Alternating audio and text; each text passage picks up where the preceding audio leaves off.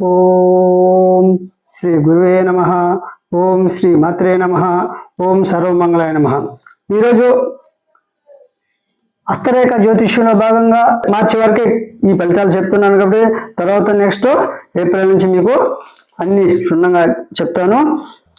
వృషభ రాశి వారికి మార్చి నెలలో ఉన్నటువంటి రాశుల ప్రకారము శని శుభంలోనే ఉన్నాడు కాబట్టి, అంటే ఉగాది నుండి శని శుభంలోనే ఉంటుంది కాబట్టి మార్చిలోనే శుభ ఫలితాలు ఉంటాయి.